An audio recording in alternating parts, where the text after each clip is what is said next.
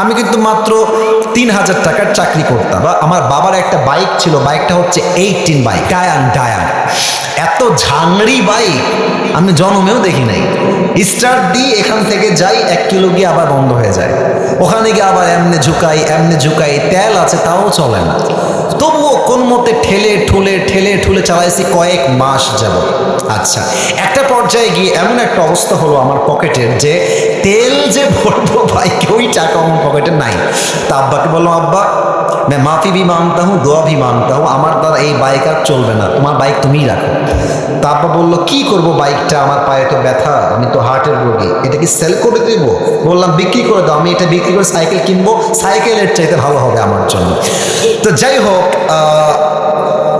বাইকটা বিক্রি করব ভাব, মানে এটা এইভাবে কখনো আমি আগে কোনো মাহফিলে বলি নাই, এতটা ব্যাখ্যা দিয়ে বলি নাই, আজকে বলছি বাইকটা বিক্রি করে দিব অভাবের জন্য।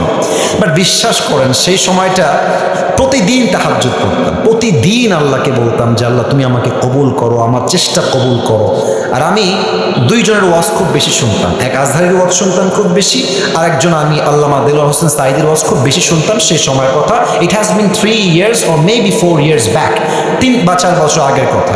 তো হঠাৎ করে আমি একদিন জুমার খুতবা দিলাম, আমি আবার বলছি এই কথা কিন্তু আমি কখনো কোথাও আপনার শোনেন নাই, আমি আজকেই বলছি।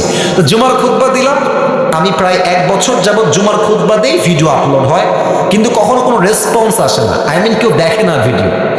এই 10টা 20টা লাইক পড়ে, 2-1জন কমেন্ট করে, মাশাআল্লাহ, আমি তাতেই খুশি, আলহামদুলিল্লাহ, 2-1জন দেখলে আমার জন্য এনাফ বা আমার খুশি কারণ হয়ে যাবে। তো আমার মনে আছে হঠাৎ করে একটা ভিডিও আপলোড হলো আমাকে নিয়ে, মাশাআল্লাহ, ভিডিওর টপিক খুব ভালো ছিল, লাখ লাখ রিচ হয়ে গেল, একদিনেই মনে করেন যে 10-20 লাখ মানুষ দেখে ফেললো সেই ওয়াজটা। পরে মিডিয়ার থেকে আমাকে কল দেওয়া হলো যে আপনি জুমা পড়ান কোথায়, আমরা আপনার ভিডিও রেকর্ড করব। তো অনেক বড় একটা মিডিয়া আমাকে বললো যে আপনার ভিডিও একটা আপলোড দিব, আপনি ইনশাআল্লাহ অনেক দূর যাবেন, আপনার জন্য অনেক বেশি কাজ আসবে, আপনি কাজ করতে পারবেন আপনার দাওয়াতি ফিল্ডে। তো একটা মাহফিল করলাম, মাহফিলটা ছিল পাবনায়। মাহফিল ছিল কোথায়? পাবনায়। তো পাবনায় গেলাম, আমি হলাম 3 নাম্বার বক্তা, দ্বিতীয় বক্তা না, 3 নাম্বার। তো আমাকে যখন ওয়াজে দেওয়া হলো, দ্বিতীয় বক্তা খুবই রাগ, আমার টাইমটা তাকে কেন দেওয়া হচ্ছে, ওকে তো দিয়ে কাজ হবে না, ওকে নামান, একে দিয়ে কাজ হবে না, এটা 3 বছর আগের কথা, বেশি না, 3 বা 4 বছর আগের কথা।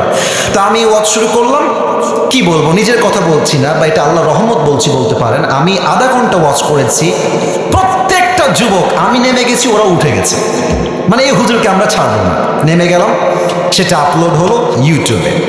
হঠাৎ করে একদিন আমার বাসা ছিল রাজশাহীতে, রাজশাহীর আমাদের মেইন শহরে বাসা, আমার আব্বা জুমার খতিব এবং আমার আব্বা একটা মাদ্রাসার প্রিন্সিপাল। তো আমি বাইপাস দিয়ে যাচ্ছি বাইক নিয়ে, ভাই আমার কাছে কিছুই নাই, বিশ্বাস করে না আছে টাকা, আর আমার 2টা সাদা পাঞ্জাবি ছিল, আর আমি যেই জুমার খুতবা দিতাম, জুব্বা যে পরবো, জুব্বাও ছিল না ভালো, আমার বন্ধু থেকে জুব্বা ধার নিয়ে আসতাম যে বন্ধু দে, জুব্বাটা পরে মাহফিল করব বা একটু দোয়া করব, এই ওয়াজ হবে, আবার তোকে জুব্বা দিয়ে যাব। তো আমি এই অবস্থায় মাহফিলের জন্য বা রাস্তা দিয়ে হাঁটতেছি, তো হঠাৎ করে আমার কাছে একটা কল আসলো, বললো আপনি কি আবরারুল হক আসিফ বলছেন? এটা অনেক আগের কথা, আমার ক্যারিয়ার কিন্তু শুরু হয় না। বললাম জি ভাইয়া, আমি আবরারুল হক আসিফ বলছি, আপনি কে? তো বললো যে আমি অমুক জেলার থেকে বলছি, আপনার একটা মাহফিলের ডেট লাগবে। শুনে কলিজায় এত শান্তি লাগলো যে আলহামদুলিল্লাহ, আল্লাহ হয়তো আমার রাস্তা খুলতেছে, এই তো রাস্তা আমার খুলে যাচ্ছে। তা আমি একটু ভাব নিলাম, আমার কিন্তু ডেট মেট কিছুই নাই। বললাম ও আচ্ছা, ডেট নিবেন কবে, আমাকে তো দেখতে হবে ভাই। তো বলছে যে ভাই ডেটটা আমরা 2 মাস পরে নিব, যদি আপনি ডেট দেন তাহলে আমরা, ও তো ভাবছে মাশাআল্লাহ মিলিয়ন মিলিয়ন ভিউ, এ তো অনেক বড় বক্তা হবে রে ভাই। তো আমি একটু ভাবতাম, আমি বললাম ঠিক আছে, আমি ডায়েরি দেখে আপনাকে বলছি। আমার ডায়েরিতে কোনো ডেটই নাই।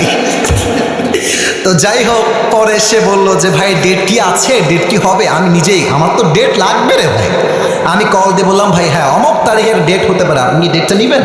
তো বলছে অবশ্যই নিব। তো বলছে যে ভাই আপনার হাদিয়া কত? আমি তো জীবনে হাদিয়াই নিই না, হাদিয়া কত বলবো। এখন বলছি যে ভাইয়া হাদিয়া আসলে বলা যাবে না, আপনি বলেন যে আপনি আমাকে কত দিবেন। তো আমার বেতন কিন্তু ভাই মাত্র 3,000 টাকা, এবং 3,000 টাকা এত কম আমার জন্য, বাইকের তেল ভরতে আমার 3,000 টাকা শেষ হয়ে যায়, খাবো কি আর পরবো কি? তো আমার ভাই বলছে যে আপনি একটু বললে আমার জন্য খুব ভালো হয়। আমি বললাম যে আপনাদের গত বছরে কে আসছিল? বলছে আমাকে একজন বক্তা আসলো। কয় টাকা দিয়েছেন? বলছে 20,000 টাকা দিয়েছে। মনে বলছি 20,000 টাকা, আর ওকে বলছি ভাই এটা কোনো টাকা হইল? আচ্ছা যাই হোক, অনেক কথাবার্তা বলে সে বললো ঠিক আছে আপনাকে আমরা 25,000 টাকা দিব, গাড়ি ভাড়া সব কিছু মিলিয়ে, খাওয়া দাওয়া মিলিয়ে, থাকা সহ 25,000 টাকা আমি আপনাকে দিব। তো বললাম দিব বললেই তো হবে না ভাইজান, আপনাকে তাকে অ্যাডভান্স করতে হবে, না আমি প্রোগ্রামটা কনফার্ম মনে করব কেমন করে? তো বলছে ঠিক আছে ভাই, আপনি আপনার নাম্বারটা আমাকে দেন, আমি আপনাকে 5,000 টাকা অ্যাডভান্স করছি। আমি বললাম ইয়ার ইয়ে তো মেরি রাস্তা খুল গিয়া মাশাআল্লাহ।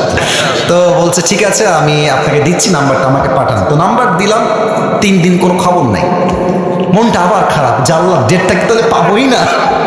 তো 3 দিন পরে আবার আমার ভাই কল দিয়ে বলছে প্রিয় ভাই আপনাকে তো আমি টাকা দিব, বাট আমি টাকা তুলতে পারি নাই এলাকার থেকে, তাই টাকাটা দিতে পারি নাই। তো মাশাআল্লাহ সবাই আমাকে টাকা দিয়ে দিয়েছে, আপনার নাম্বারে আমি এখনই টাকা পাঠাচ্ছি। তো আমাকে ওই প্রথম মাহফিলের জন্য 5,000 টাকা অ্যাডভান্স দেওয়া হয়, এবং 5,000 টাকায় আমি আমার আব্বা আম্মাকে দিয়ে দিয়েছি। যাও তোমরা নাও। বিশ্বাস করেন ওই যে আমার জার্নি শুরু হলো, আল্লাহু আকবার, কি বলবো, এখন এমন একটা দিন নাই যেই দিন শত শত কল আসে না। আসিফ হুজুরকে লাগবে আপনারা কি, আমাকে বলে 3 লাখ নিবেন, 2 লাখ নিবেন, 1.5 লাখ নিবেন, কত খালি বলেন না আপনাকে আমরা চাই। আপনি বলবেন হুজুর আপনি এত লম্বা স্টোরি কেন বললেন? 1 ঈমান, 2 হচ্ছে তাকওয়া। এই 2টা থাকলে বান্দার সফলতাকেও আটকায় রাখতে পারে না, ঠিক কিনা বলে?